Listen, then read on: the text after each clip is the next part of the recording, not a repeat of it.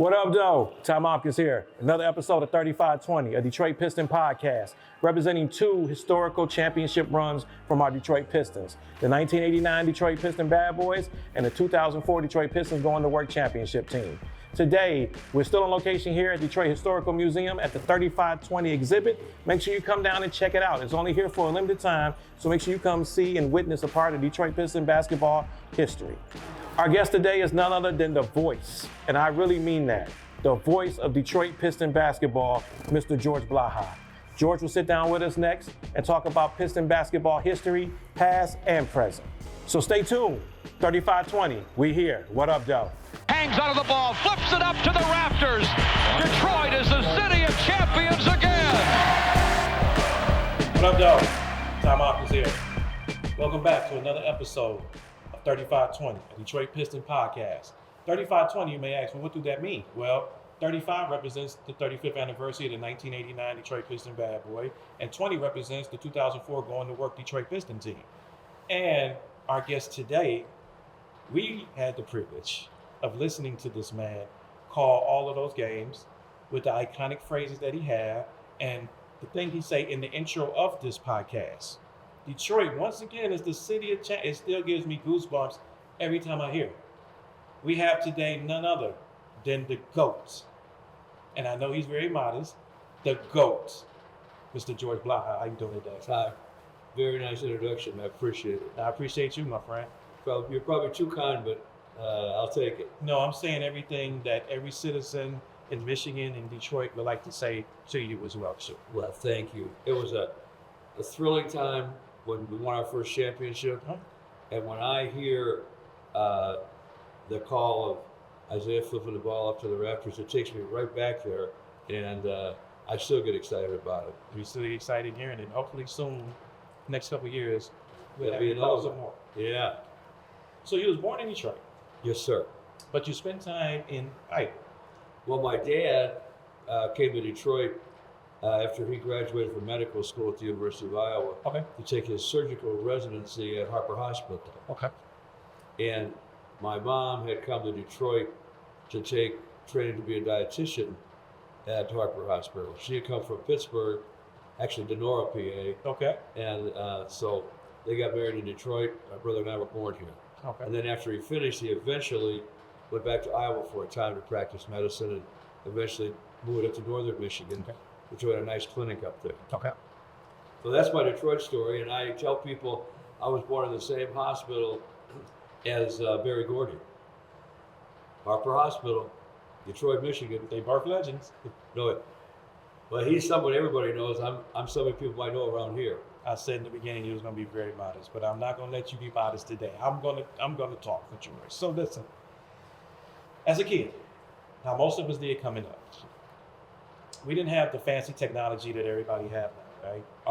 Our thing that we treasured the most was a transistor radio. Oh, no question. So as a kid, And before that, the plug-in radio. That's before right. your time. Yeah, that's for my era was a transistor. So I know as a kid, I used to sneak and listen to you. Whether it's by bedtime, but especially the West Coast games. Yeah. I had to listen and everything else. So I appreciate the people who stayed up and listened to those West Coast games. Oh. I knew they were true fans. It almost put a little more pressure on me at that when I was out west because I knew only the real fans were paying attention and they knew the game. And so I needed to be really on my game. Well, Mr. Blaha, you made it so convenient and you made it relaxing for us to understand the game. So my question to you is, we talked about the transistor radio, we talked about the plug-in radio. When did it all start for you when you said, you know what, this is what I'm going to do?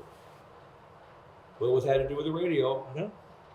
I was, as a young boy, listening to the radio in my room out in Marshalltown, Iowa, and I heard these guys, all these stations came booming in.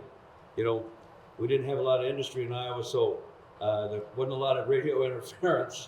And the big 50,000 watt stations like WJR, Detroit, and KDKA in Pittsburgh, and KMOX in St. Louis came booming in there. Oh. And so you heard different broadcasters do different games. It was, your friend, if you'd one big market, you probably ought to listen to the station that you were marketing. Right.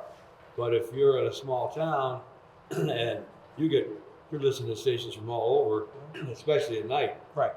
And we also had the guys who did the Iowa Hawkeye games on WHO in Des Moines. So I'm sitting there listening to these games, whether they were baseball games or football games or basketball games, and I could look into that red radio with the golden glow in the middle of it, and I could just see what was going on. I thought anyway, based upon the pictures that these broadcasters were painting. And by the way, they seemed like they were having a great time. Oh. Why would you not want to be at the game, right? Oh. And then somehow be part of it. Who was the first broadcaster to inspire you that you say, this guy got me hooked, and I got to listen to him every time television or radio comes on? He's my go-to guy that I have listened to. Well, the very first guy that got me hooked was 𝗙𝗢𝗟𝗡. Okay, yeah. How long? As a young man, he did the St. Louis Cardinals. That's KMOX. He was the lead guy. Jack Buck, who was a great broadcaster in his own right, was the middle innings guy. Mm-hmm. And 𝗙𝗢𝗟𝗡 was phenomenal. Fly ball to center field, floods there, don't worry about it, 2 down. And he would also say, rather than 0-2, the traditional way a baseball announcer does the count, he'd say, 2 strikes and nothing. And that caught my attention. So I said, one of these days, I'm going to do something that maybe catches people's attention right and left so that it calls attention to something that's important, and that's the time. That's why I do that time call the same way. All the time. 7:23 as opposed to 7 minutes and 23 seconds. Oh. Okay. So, when was your first shot at doing this? Was it high school, college? Where? Well, when I was in school at Notre Dame, my roommate and I, his name was Bill Dwyer, became the sports editor of the LA Times eventually. Okay.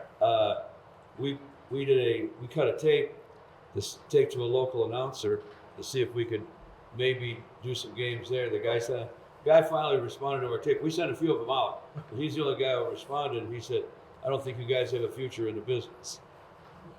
But we were not dismayed. I think Bill really wanted to be a sports writer anyway. Right. And as it turned out, he did a great job with his career. Yes, he did. But I was determined to be a play-by-play announcer. Uh-huh. So I went and broadcast some games on tape on Friday night up in the Thumb area of Michigan. I was fortunate enough that they let me do that. In those days, as the older people say, the daytimer stations, as they call it, only could be on during the day. Yes. So they taped the games on Friday night and replayed them on Saturday morning on the smallest of small stations. And I was on the smallest of small stations and got some experience that way, and eventually got a job in a town called Adrian, down by the Ohio border. Yes. Adrian's a great town. It's not that small even by all standards, but it's kind of a place where if you're not going there, you don't pass by there. Mm-hmm. Nope. People say, "Oh, Adrian, I think I know where that is." Right. Anyway, but I was able to do some football there, I had some basketball there, and moved up to Lansing, Michigan after that, and eventually ended up doing Michigan State football, which helped me transition into Pistons basketball. Because after Notre Dame, before Michigan State, you attended the University of Michigan for grad school. So what was those classes like, and what was that experience like? Were you there up in that grad school? Well, my dad, God rest his soul, said, "Look, this is a competitive business you think you're getting into, and as long as you have the brains to do this, maybe you should get an advanced degree to fall back on in case broadcasting doesn't work." Right. Well, I was determined broadcasting was going to work, but I heeded his advice, went there, and it was mostly in terms of marketing, those sorts of things, and a little bit of financial planning that I studied. I figured those are two most important things, because you got to market yourself, and you got to help whatever team you may be associated with market themselves. And financial planning is only a good thing for people, no matter what field they're in. But if you're a person who's a contractual type employee, you better be putting money away. You have Someday you may need it. Okay. So, 1976, 77. You finally get the break with WJR. Great break, yes. Like, what was that moment like for you? So. Well, it was awesome because when I was in Lansing, I broadcast Michigan State football, but I only broadcast high school basketball. Okay. So the biggest game that I had ever broadcast was Holt and Muskegon Heights in the Class B championship game. Okay. And I believe 75 or 76. But I had a friend named Tom Campbell, who I'd worked with before. I moved over to WJR News, and he was a big sports fan. We had all kinds of discussions, as sports fans do, like you and I probably would, and have. Yes. And so he said to Frank Beckman, who was the sports director there, "Yeah, I got this friend who he really understands a lot of all these games and pretty darn well." Right. So Frank said, "Well, that's all well and good, but the only thing we have here is a play-by-play job for the Detroit Pistons, and that's the only thing open right now." Yeah. So he said, "But why don't you put a tape together?" Okay. So I gave him some Michigan State football and some of this high school basketball. He said, "I'm not going to listen to the football because that's what we're looking for. We're looking for basketball." Right. And it was in the spring of 1976, and he told me when he listened to the tape, he said, "That's the best tape we've gotten so far." And so I felt like the leader in the clubhouse at a golf tournament. All these guys are on the course trying to come at you, and so I called him back in July, and he said, "Yeah, you'll still be the guy we'd hire, but I'm not ready to make that decision yet." Right. Called him back in August. He cooked it. And finally, sometime around September, he said, "We're going to go with you. What? You just think that you're the best fit for this job." As it turned out, a number of at least part-time NBA guys had applied for the job. There's this guy with his high school tape. Right. But the one guy who applied for the job had done pro basketball, Bob Costas, on the Spirit of St. Louis, and the ABA folded, as us big-time NBA fans know. So when I took over the Pistons, it was the first year after the merger. Wow. So a number of ABA teams folded, but teams like the San Antonio Spurs made it, and but the Spirit of St. Louis didn't make it. Oh. So Bob Costas needed a job. Now, he didn't get this one, but he got some other good jobs, and it probably worked out best for him and worked out best for me. Yes, it did. So you said that happened in the spring of 76. But We fast forward now to October 23rd, 1976. That was the first time you broke the hair waves and you announced it at the Detroit Pistons. thrilling. Do you remember who they played? Well, sure, the Washington Bullets. Do you remember the starting five? I remember Wes Unseld, Elvin Hayes, Bobby Dandridge. I'm thinking the guards, it might have been Kevin Greavy at one guard and maybe Larry Wright at the other guard. The Pistons had, I thought, a strong starting five. Okay. We had M.L. Carr, had Marvin Barnes, Bob Lanier, and in the backcourt, Chris Ford and Eric Money. And later that year, Ralph Simpson came over, who was an ex-Detroiter, played for Will Robinson at Pershing. Yes, sir. And Kevin Porter was also in that backcourt. And Howard Porter came off the bench. Al Eberhard came off the bench. And Leon Douglas was the first pick of the draft, rookie from Alabama. Not the first pick, but the top five pick, our first pick. And so it was a good team. And Bob Lanier was brilliant. I mean, he couldn't have been better. He, unfortunately, he broke his hand that year and then had to come back after that. But had he not been injured, I'm convinced he would have been the most valuable player in the NBA that year. He was that good. And the guy was so strong, he had such a great touch, and so smart that he'd be thinking two steps ahead of you. And he had a teammate who would also think that way. So they were lockstep, Chris Ford. And Bob would be in the post, and he'd turn his head this way. That means I want the ball right there. Next thing you know, the ball would be right there. So it was fun to watch them, and they taught me the game in many ways. That day, what was your ritual that you did? Because that was it. This is it. This is everything that you wanted to do, and now you're the lead announcer for the Detroit Pistons. What did you do that day leading up to that?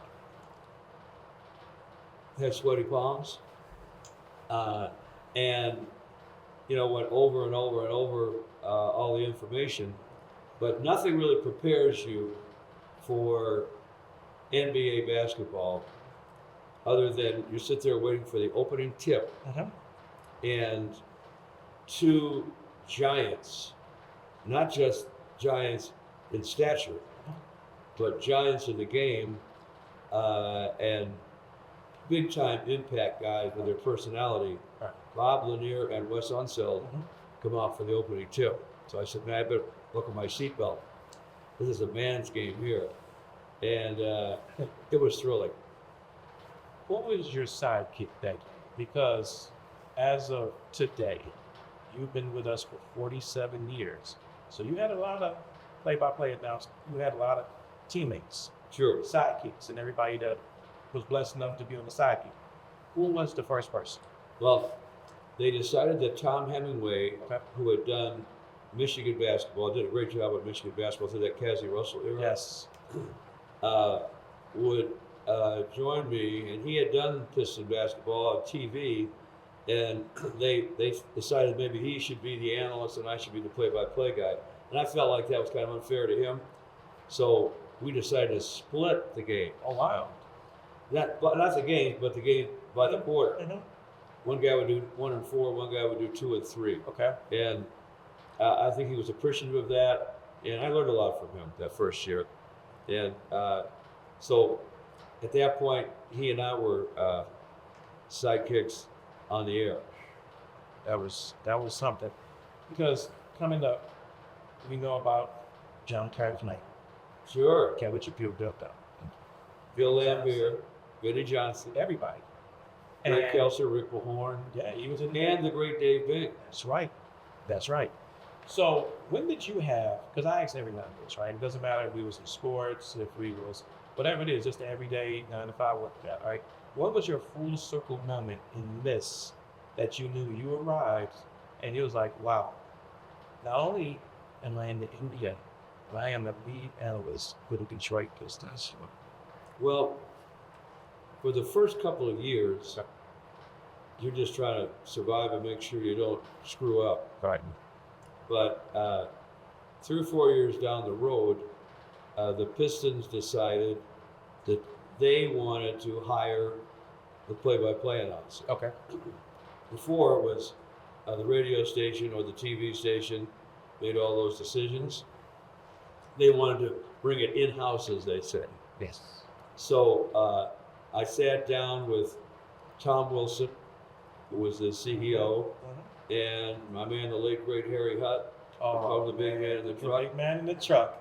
who ran all our telecasts, and he was the big-time marketing guy in broadcasting.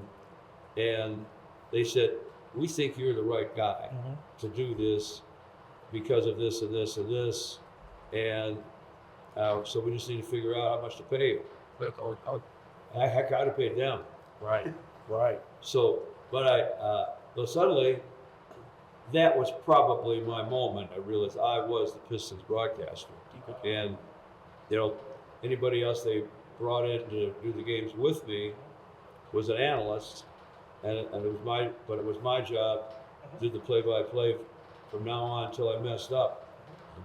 So, And I didn't want to mess up, so far I haven't, I guess. no, you have that, and you have us as well too. So that would bring me to my next point too, because you brought things to life that we didn't know what Harry Hutt looked like, but we know it was a big man in the truck. Yeah. And that's just a tip of the hat to what you do as far as some of your iconic phrases that travel all over this world. And the way you used to call Vinny the microwave. You call Ben Big Ben. You gave these guys a superhuman forte. You made them larger than life. Where did the cliches come up for you? Because now, even to this day, you got little kids, right? That takes the paper ball when they throw it in the basket. They call it the long run. It's because of you. Count that baby in a 5. What made you come up with these iconic phrases? Well, not many were planned. Right. They just kind of happened. And I'll admit, when I said count that baby in a foul, I thought that might work. Right. And some people told me they liked it. Uh-huh. So I decided I better keep using it, for instance. And like I told you, my time call was something I kind of inherited from Harry Carey halfway. And I felt like the players, because I knew them, Uh-huh. had traveled with them. That's the beauty of this job. Yes. And get to know these guys. That we're talking about the '89 champs or the '04 champs. To be around those guys, you don't win championships unless you're first-class people. Yes. You don't win championships unless you're intelligent Uh-huh. and motivated and all of that. So I get to know these guys, and though it's hard to call Isaiah Thomas, I'm going to call him Isaiah. Come on. And it was hard to call Vinnie Johnson when he gets the ball. So I took those guys' first names and used them. Yeah. You gave Rick a horn, Rockin' Rick. Yeah, and I don't know where that came from, but he did rock people. Oh, yes, he did. You gave Dennis Rodman Worm. Yeah. So you know, and In some cases, it was what their teammates called him. Like teammates called John Sally Sal. yeah. So I picked up on that. Other than yourself, and I'm speaking as a fan and a native Detroiter, when I say you bring people to life, it's been another person that we was blessed to have too for such a long time, the late great Ernie Harper. He would say things like, "Oh, foul ball caught from a man in the front row from Paw Paw, Michigan." Yeah, wasn't that He great? used to say, "How do we know he was from Paw Paw?" Right. That's the same thing that you do, right? You tell a story, whether we're listening to it or we're actually watching it. You made us a part of the game. So, speaking of what you said, that you travel with these guys all the time, right? This part of the show is brought to us by 𝗙𝗢𝗟𝗓. And 𝗙𝗢𝗟𝗓 want to know, what is the 3 most essential items that you have to take on a road trip with you? Like, no matter what, I'm not leaving this. I need these 3 things with in my suitcase. Well, I say to my wife, Mary, do I have my lineups? I mean, you can't leave without your lineups. Right. You cannot leave without those. And what are your lineups? That's all the work you do to put a spotting board together, whether it's a big one for football or a smaller one for basketball. And a lot of research goes into that, and a lot of time goes into that. And so that's right there in front of you. There's information there, but that's information that I found and I used. So you can't leave home without your lineups. Got you. After that, I guess your navy blue blazer, because that works Yes, it does. no matter where you go. And beyond that, I would say your credit card. With your credit card and your good name, you can go a lot of places. Yeah, because you're going to pick up some checks somewhere. I really thought you was going to say what we talked about earlier before we even started the show with your losses. Oh yeah, you're right. I forgot about it. And my halls. See, that's a shameless plug. So Halls, we need to have a lifetime. We need to have a George Blaha edition Halls package. That's one thing I'm good at marketing, George. So I'm gonna get you that deal. Thank you. And the halls are in my briefcase with the lineups. Okay. But every 6 weeks, I'll go by the gas station and say, I know they sell those wild cherry or whatever that flavor I use, this cherry flavored halls. I know they got them in there, so I go in there. $10, you get 4 packages or something. They'll carry you a long time. So you're right. Forget the credit card. The halls, and the lineups, and maybe one blazer. Because I know here in the city of Detroit, George, you'll never have to use a credit card because we're gonna take care of it for you. You know what's nice? The people around here are so generous, and the fans. I want to tell you 2 stories. I think Bill Davidson hired me eventually. What happened was WJR got the tapes and said, this is the guy we want to hire. Then the Pistons had to pass on it. So I had another big time moment. Pistons said, why don't you go out to Ann Arbor and do a tape of one of our scrimmages. And then we'll give that to Mr. Davidson, and he can listen. His people can listen to it and decide if you're really the guy they want. So I had to go do that. There was a little pressure there, Right. but so they passed on it. They hired me, but if the fans hadn't been receptive, Right. they'd have had to say after a year or two, maybe this isn't going to work. But the fans have been so great. I mean, they've been phenomenal. Without the fans, I don't know where I would be in life. Yes. Because this was my dream. Yes. I would have hated to give it up. Every place I went in a broadcasting job, I did news maybe on the side, but I wanted to do ball games. I didn't want to do the 10 o'clock news sports segment. I wanted to do play-by-play. Okay. And so when I got that job, the fans gave me the thumbs up, I guess, because it's worked over the years. So the most important thing to me really is the fan response. Okay. So we're celebrating 2 championship anniversaries. 35th anniversary of the 89 Bad Boys and the 20th anniversary of the Going to Work Detroit Pistons. I want to ask you to choose one because that's like choosing who your favorite kid is. Sure. What stood out the most to you where you knew we're going to win the championship this year for the 89 team? And what stood out where you knew you had something here with the 04 team? Well, the Bad Boys started ripping off wins and Right. big time scoring numbers. Isn't And yet they didn't take any prisoners. And no.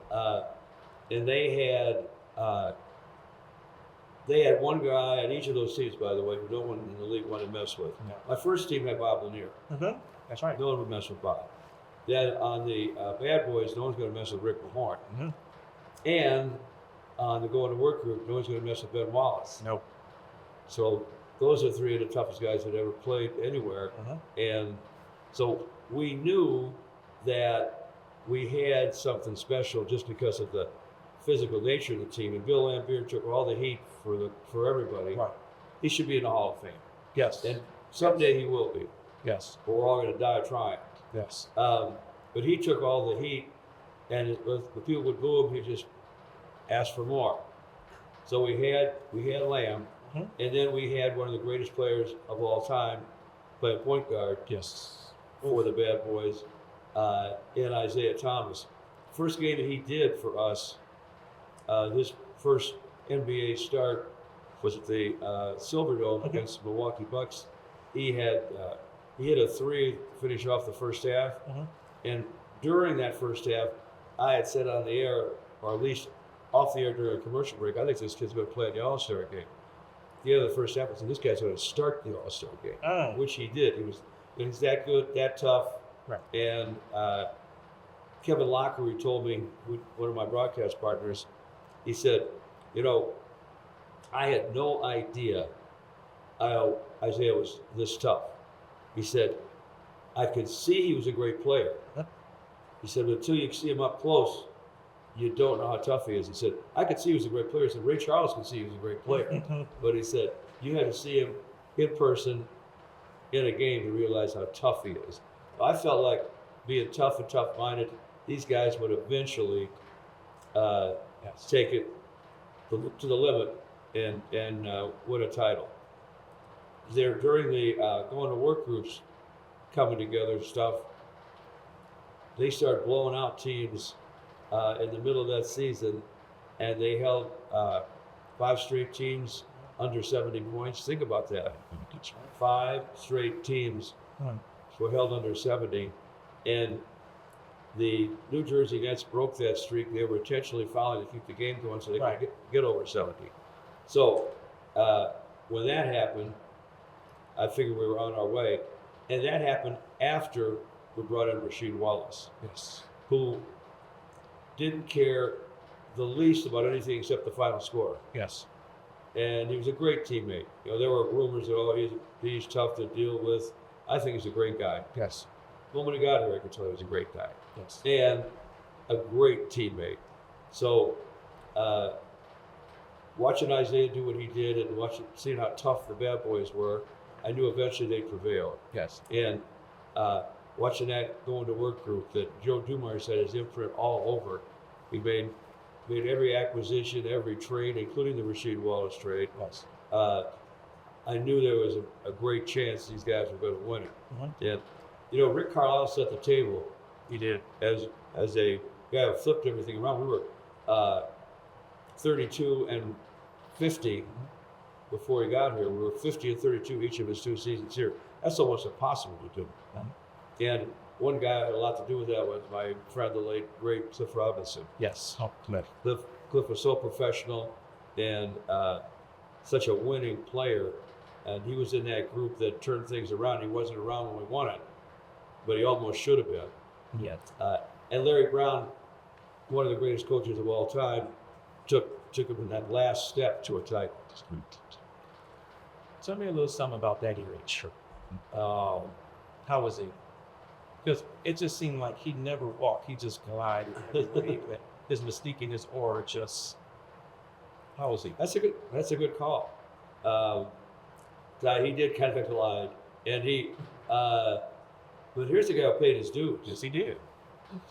Larry Brown was a great college player and an excellent pro player, so he kind of had an opening to become the great coach that he was. Not that he wasn't brilliant, not that he didn't work at it, but when Larry Brown applied for a job, people at least knew who he was. Mm-hmm. Chuck Daly started at Punxsutawney High School in Punxsutawney, PA. Whoa. And worked his way up. Mm-hmm. And so he knew what it was like to pay his dues and to leave no stone unturned in terms of trying to find a way to win. Okay. And that's what most impresses me about Chuck. That and the fact that his players had so much fun with him. And when John Sally said, we call our coach Daddy Rich because he dresses like a millionaire, that stuck. Even in death, he's Daddy Rich. Yes, he is. Last question before we wrap up. I asked this of everyone that was a member of both, 89 and 04. We have an empty chest. Now, you are privileged that you've been a part of both. We open this up 20 years later. What would be the one thing that the GOAT, George Blaha, puts in this chest? So when we open it up in another 20 years, this would represent you. What would you want to put in this chest to be buried, to open back up again?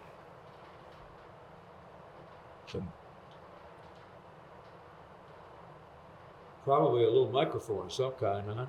That's the perfect answer. Yeah. One of those, I think they call them 635s that they used back in the 60s. Okay. And the 70s when I first started broadcasting games. I think it's got to be a microphone. And with that microphone, we'll put a sticky note on the microphone, and we'll leave it as Count That Baby at 5. Oh, thank you, man. This has been one of my bucket lists. I appreciate you, my friend. Thank you. Great to hang out with you, Ty. I appreciate Thanks for all you do. Thank you, sir.